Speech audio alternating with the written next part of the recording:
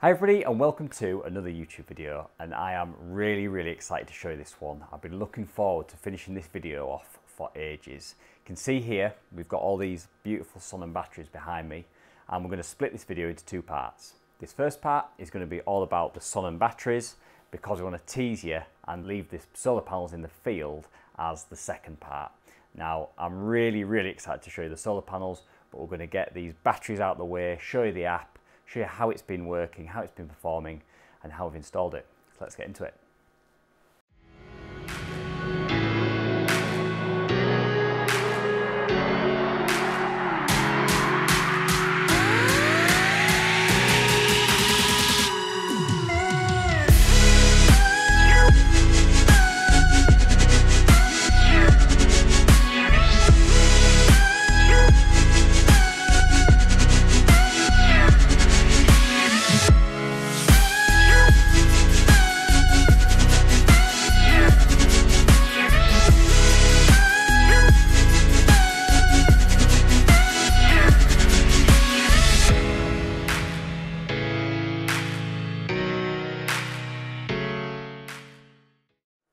So obviously you can see all these batteries here now, but they obviously don't just appear.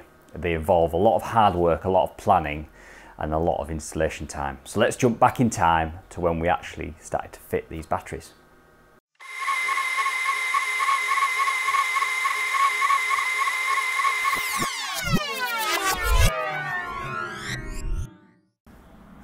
So we've popped up to the house now. So this is where all the magic is happening inside here, where Ollie's just walking into.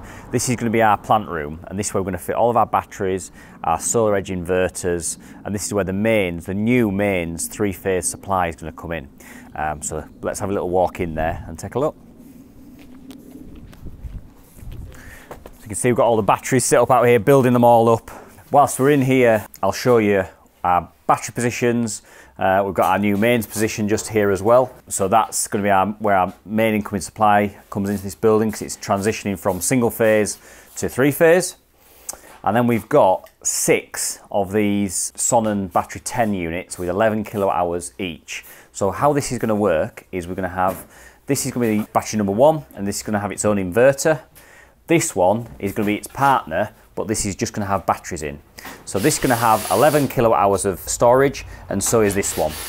But collectively, they'll have 22 kilowatt hours of storage with a 4.6 kilowatt discharge. So basically, these pair of batteries here will be on L1, so single phase, but they'll be able to discharge 22 kilowatt hours of energy at a rate of 4.6 kilowatts. So, and that is the same across all of them. So there'll be 4.6 kilowatts discharge per phase, basically, with 22 kilowatt hours of storage per phase as well. So a bit of a monster. And then we're going to see how much space we've got at that end, see if we can fit our 2 30 kilowatt solar edge inverters. But see, the guys are cracking on in here, and it's going to look a lot different by the end of the day. So yeah, looking.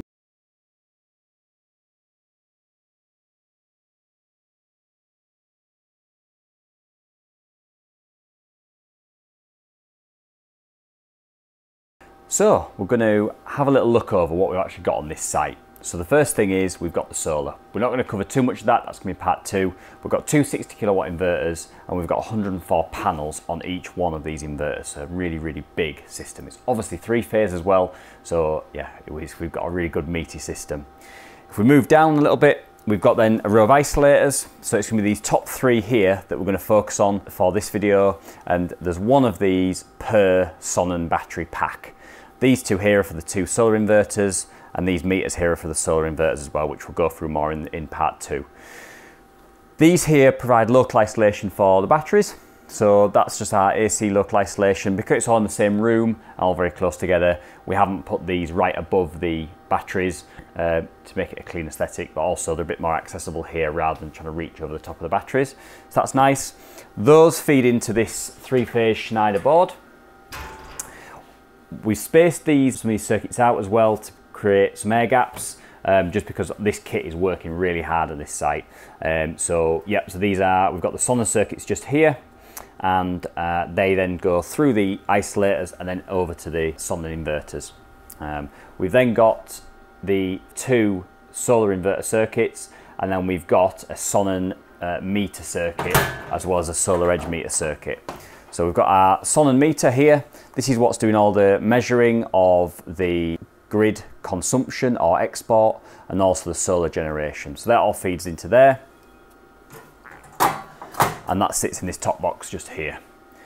The power for these isolators then comes out into this header trunking that runs along the top, and then into the battery packs themselves. So what you'll see as we work down here is we've got 2 battery cabinets per phase, but only 1 light per phase. And that's because we've got 1 battery. We'll lift the lid on this one in a minute, but we've got 1 inverter and then a set of battery packs. And then in the next cabinet, we've got just battery packs. So everything feeds through 1 inverter, and that's why this one's illuminated. So this cabinet and the next one along is for phase 1, the next 2 are phase 2, the next 2 are for phase 3, and that creates a 3-phase system. The inverter within this battery is rated at 4.6 kilowatts. So we've got 4.6 kilowatts of potential charge or discharge per phase, which creates a really good, healthy amount of power that we can deliver into this property. And that will obviously supplement any solar generation if the property needs more power and the batteries have got charging, or if there's too much solar power, then these will grab that solar power, store it, and give it to the house later on in the evening. And we'll be able to see when we have a look on the portal, we'll be able to see that in action. But yeah, so we've got, on each phase, we've got 22 kilowatt hours of storage capacity. We've got 66 kilowatt hours of storage capacity across the full system, and 4.6 kilowatts charge and discharge rate. We can do different things with these Sonnens, they're quite flexible. We could have 2 of these battery cabinets with the inverter in, and that would also double your inverter power, but you need to get DNO for that. So we could in fact have 22 kilowatt hours of storage capacity per phase, but also have double the amount of charge and discharge. So what's that? 4.6, that's 9.2, that's quick maths. So that would give us a 9.2 kilowatt discharge or charge rate, but we'd have to get DNO for that. And we took this one really up to the limit because we've got 60 kilowatts solar and then 4.6 kilowatts of charge and discharge per phase. So we took it right to the limit with that. So we'll work down. So we've got phase 1, inverter and battery packs, phase 1, additional battery packs. We've then got phase 2, inverter and battery pack, and then we've got phase 2 battery pack, phase 3 inverter and battery pack, and then phase 3 battery pack. So that means that all that is nicely contained in this, what we've claimed as our plant room. And we've actually, the backing board on this is actually a fireboard as well. The customer decided to paint it all blue just to make it look a bit more attractive. And yeah, these all sit here in this nice insulated room, so the battery temperature is always fairly constant, which makes it a really good environment for these batteries to sit in. So, like everything nowadays as well, it has to be online. So each one of the battery systems per phase has got an internet connection as well. So we've got 3 internet connections running down this system, and that all comes from this network switch just up on here.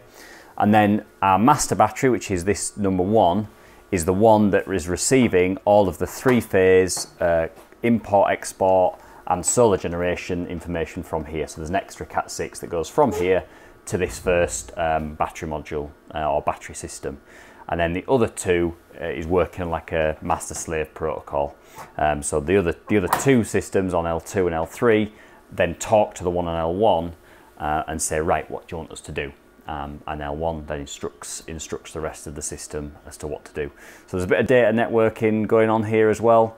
We've also got on this site an eddy, which we're not going to cover on this just because we're focusing more on the battery, and a couple of zappies as well. So there's a lot going on here to try and make this property as eco-friendly and crucially reduce the bills as much as possible, because this place is a big old property, a lot of electric, water heating, a lot of just rooms that need powering, lights, full house of kids and everything. So there's a lot going on, and that's why this system is at this scale. But we're going to have a little look at the app very soon and see how this system's been performing over the last, well, probably nearly last year since it was installed.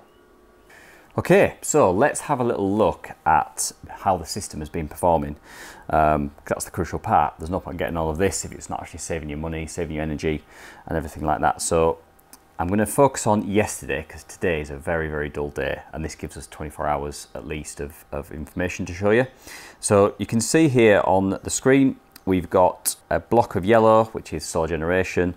We've got this nice inclining, then declining green line, which is the battery state of charge, so the percentage that's in the battery. We've then got the consumption in a dark blue, which is just basically what the house is using. And then we've got direct usage, which for other systems will be classed as self-consumption. So effectively what the property is using from the solar PV directly. So if we move along here, you can see if I move this little pin along, that will show us some information on at that specific time of day. So we can see that on the 20th of March, so yesterday, we had at 8:40 in the morning, we had 9 kilowatts of solar PV being generated. So let's see when it actually kicked in. So it kicked in at about 6:30 in the morning with 300 and odd watts, 384. And we can see there it's slowly inclining. By 7:30, we've got nearly 2 kilowatts of solar. Remember, this is a 60 kilowatt system, so it's got a lot of panels. There's 208 panels for it to draw on. And then if we carry on, we're really hitting some surplus now at about 9 o'clock with nearly 11 kilowatts of solar PV being generated and about 4 kilowatts of consumption in the house. And we can see the battery state of charge there, the green line, is starting to increase, 13, 14, 15, 16, you know, and just zooming up. At around 10:40, we've got 34 kilowatts of solar PV being generated and only 7 kilowatts of consumption. So then the batteries are really starting to charge now. And we peak at around 12:30, which is expected, about midday, at about just over 41 kilowatts of energy.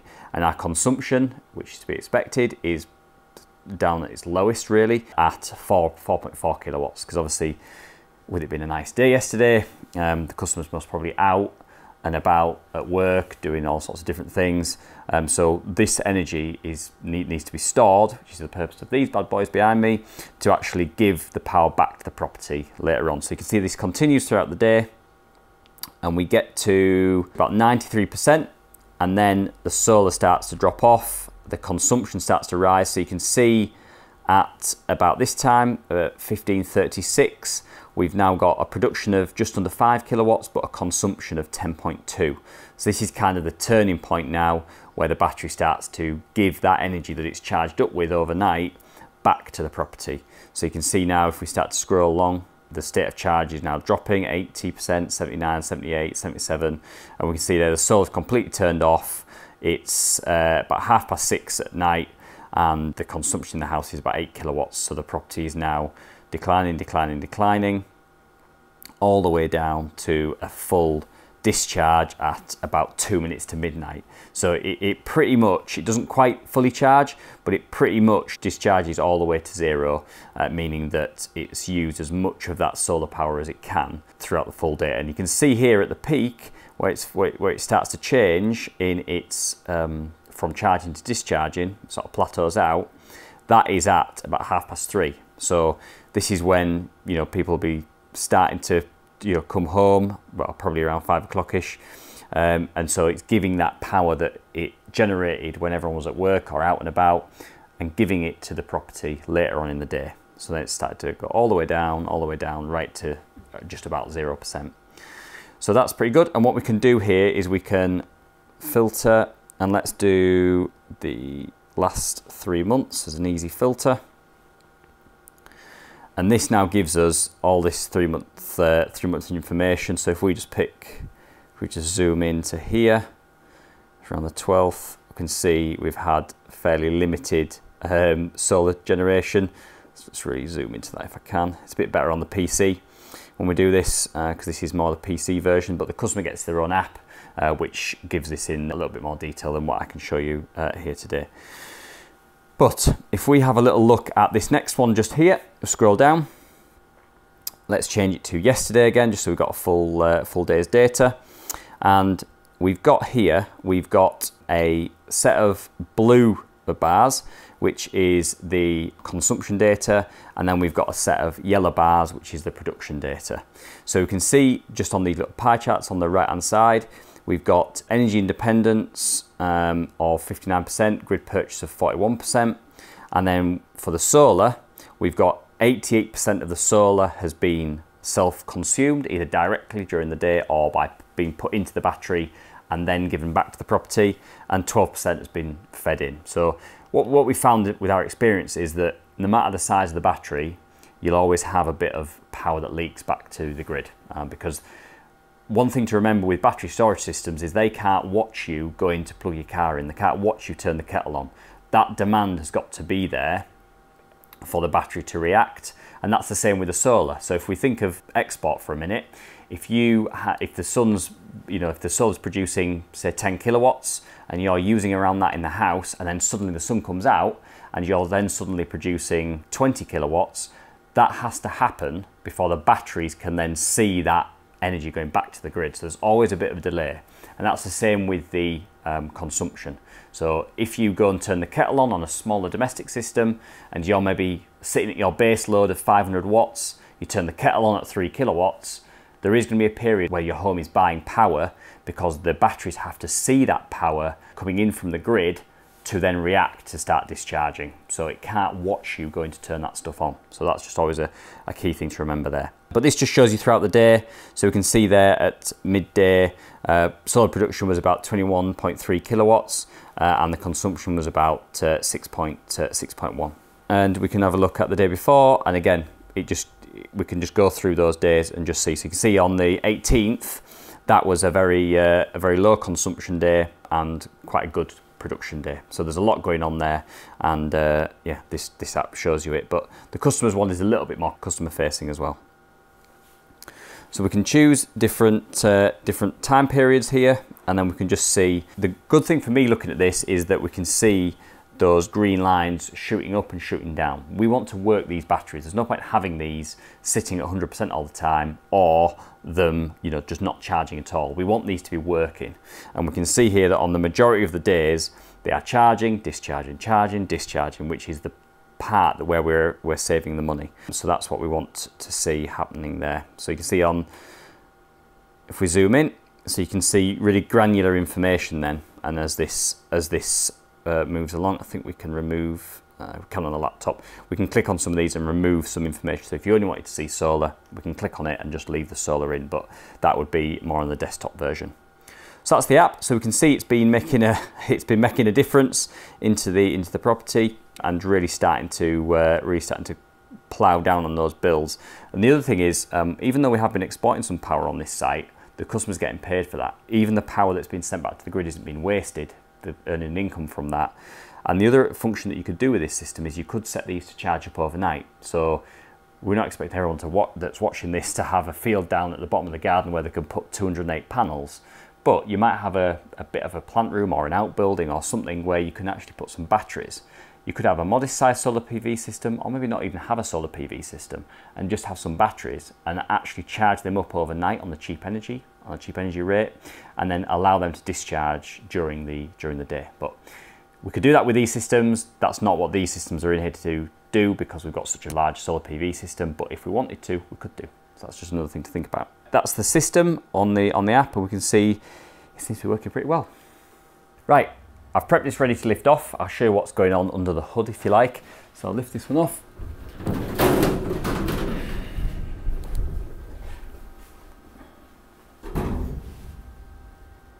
So this is where the magic happens. So you can see here we've got this Dalek-esque inverter. So this is where the light is coming from. We've got a nice pulsing bluey green light, which is exactly what we want to see. That means everything's healthy and it is working. And then these are the battery packs just here. So we've got the battery packs within this system. There's basically 11 kilowatt hours here. So 5.5 on each. And then there's another set in that other cabinet just there. So that has an AC connection in, and that feeds back to the isolator like I previously mentioned. And then we've got the battery comms cables go into this inverter. The internet comes in here as well. And then we've got our meter communications cable, which goes back to this one, seeing as this one is the master. The other ones don't have this extra Modbus cable. The others just have the internet cable. But yeah, I'll get this lid back on. But that's basically what each one of these looks like, apart from not having the Modbus meter cable. So, in an effort to be open and honest, which is what we do value as a company, we're going to tell you what we've installed, the cost of that, and how long it's taken. But this is YouTube, so it's going to be at the end of part 2. So you have to watch everything to find that out. So yeah, check that out. Okay, so that's it for part 1. Hope you've enjoyed part 1 about the batteries and a little bit about the solar, just a little teaser.